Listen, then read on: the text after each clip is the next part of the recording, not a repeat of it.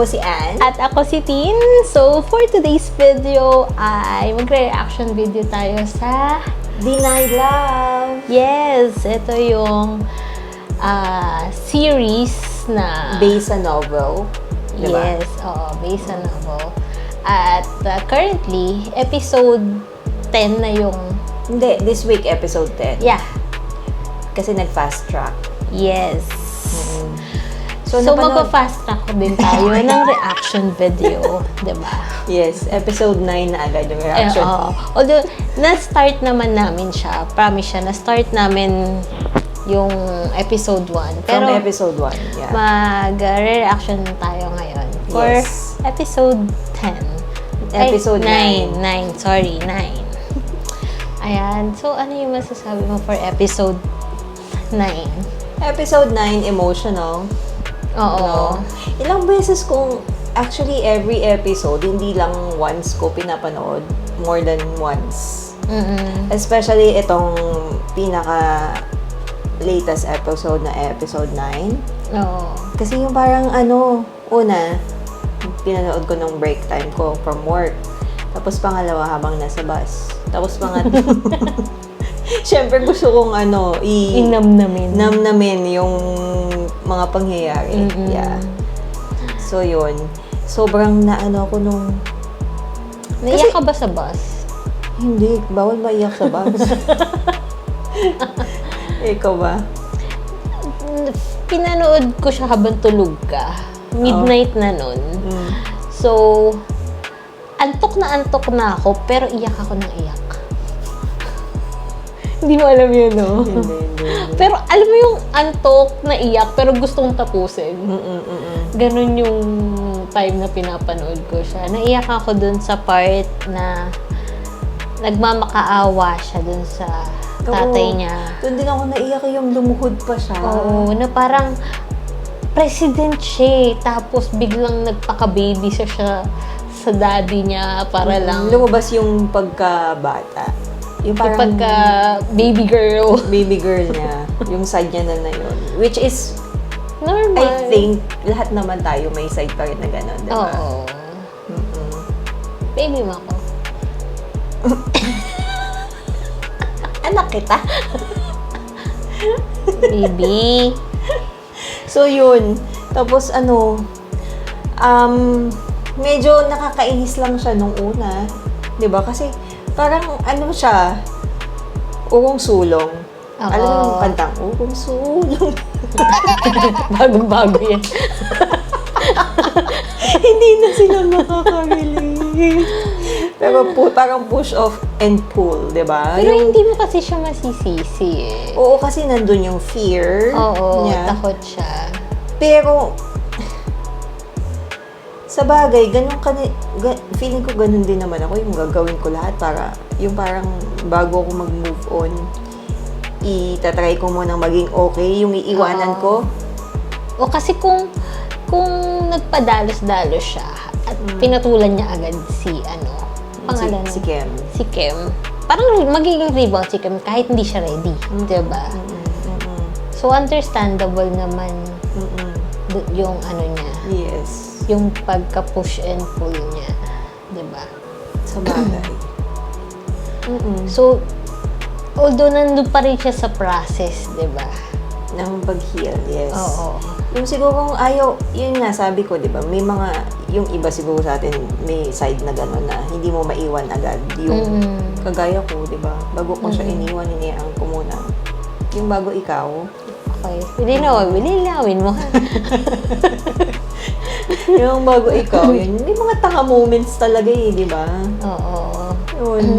Madami naman siguro tayong nakaka-relate sa gano'n na before mag-jump sa next relationship, diba? I-make sure muna yung feelings. Kasi baka hindi sigurado, gano'n. Pero, at saka, yung parang hindi mo kagad maiwan kasi hindi pa siya okay. Yung partner mo. Oo. Yun yung sinasabi ko na gusto ko din ma-make sure na okay siya bago ko siya iwan. Parang ganon. Kahit doon sa ex ko, yun ang sinasabi ko. Okay. Gets mo na. Oo. So, bago kaya siya iniwan, minake sure ko na okay siya. Kasi Kahit parang hindi... sinaktan ka, no? Yes. Kasi parang hindi kaya ng konsensya ko na iwan ko na lang siya basta. Nang ganun lang. Kasi alam ko emotionally weak din siya. So, hindi ko siya maiwan ng ganun lang. O, Basta-basta. parang Kahit yung- sobrang ang sakit-sakit na hindi mo pa rin maiwan. Kasi iniisip mo, gumagana yung side ng utak mo na, tsaka yung, syempre minahal mo din. Yun. Pero, yung pagka matigas ni, ang pangalan? Rin. Ni Rin. Oo, ni Rin. Sa in real life kasi, si Rin, si Jun siya. Jun. Kaya Si nalilito Kim, ko. Si Enjoy. Okay. So, si Rin, parang na-feel lang niya na mag-love talaga niya si Kim. Nung nawala si Nawala Kim. na. Eh, gano'n naman siguro talaga, di ba? In reality, hindi mo ma-appreciate pag nandyan pa. Yung kulit-kulit, yung ganyan-ganyan. Oo.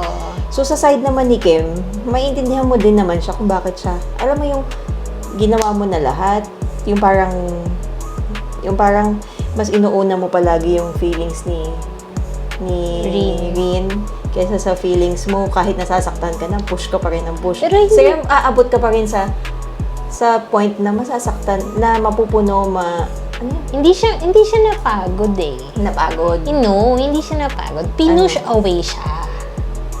Pero may kasamang pagod at saka hurt na din yun. Oo, pero parang pinush away siya kaya siya napagod. Hindi siya At napagod saka lang. nasaktan na din. Oo, dahil nga pinush away siya. Parang mix na din, siguro. So, siguro kung hindi siya pinush away, magtitiis siya. Mag-stay pa rin siya. Oo. Pero, Oo, kasi natandaan ko sa book nun. Kasi feeling ko, mas maiintindihan kung nabasa yung novel. Oo. Mas Nandun yung- maiintindihan. May mas explanation doon, di ba? oo. Yun. Kasi nga, parang sinabi ni Rin na masaya siya kapag wala si Kim. Parang ganun. Ganun yung sa novel, di ba? Kung tama yung pagkakaalala ko. Kung hindi, paki-comment down below na lang. So, yun. Pero, ang sakit, no? Ang sakit nung episode 9. Usually, hindi ako iyakin eh. Pero, nung pinanood Oo, ko yung hindi siya umiiyak usually sa mga pinapanood. Ako yung iyakin.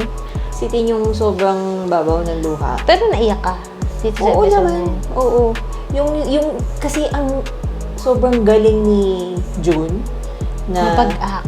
yung pag-act Nadala. niya, yung pag-iyak din niya, mararamdaman mo na sobrang sakit. Na ang sakit-sakit. Tignan mo, kahit na-watch, na-read na natin yung novel, expected na natin yung mangyayari. Naiyak pa rin tayo dahil magaling silang umarte, diba? Lalo na si Rin. Nung una nga, di ba, parang sabi ko, nung nakita ko yung video, yung parang teaser ba yun, o trailer, sabi ko, mag-work ba to? Parang ang, Sa start. yung sa itsura ha, parang parang mukhang matanda masyado si June for Enjoy. Oo. Pero nag-work naman. Kasi Kasi yung ganun- chemistry nila. Yung age gap din ng story, diba? Pero hindi ganun kalaki yung age gap nila. Feeling ko 2 years lang. Oo. If I'm not mistaken, kung mali, comment down din. Pero sobrang love ko na sila. Oo. Kasi ang galing nilang umarte, no? Nag-click sila. At saka matagal na kasi silang magkakilala.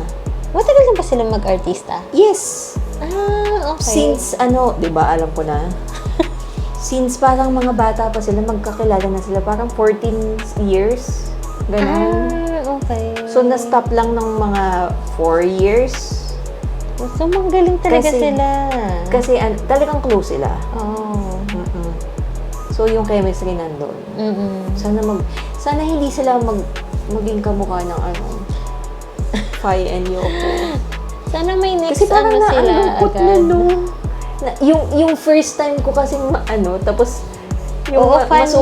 masuway ba yan yung Fai and Yoko? Tapos biglang, Sobrang fan siya ng Fayo ko. Tapos, biglang nawala. Diba? Tapos sana, ito naman hindi. Oo. Sana may next series pa sila after nitong Nakakatuwa kasi sobrang sa daming series na ngayon, diba? Dami. Sunod-sunod na, mabisi na tayo manood every night starting Thursday. Diba? May Wednesday pa, yung whale store. Wednesday ba yun? Ay, yeah, oo, Wednesday. Kay Love at saka Milk. Oo. Ito, diba? Thursday, itong si Denied Love. Kaya lang matatapos na. Comment down below kung gusto nyo mag-reaction video kami sa ibang sa ibang series. Yes. At sana kung mag-reaction video tayo, tapusin natin ang lahat ng series, di ba? Hindi wala tayo natatapos. Oo, magchikahan na lang tayo, ganun.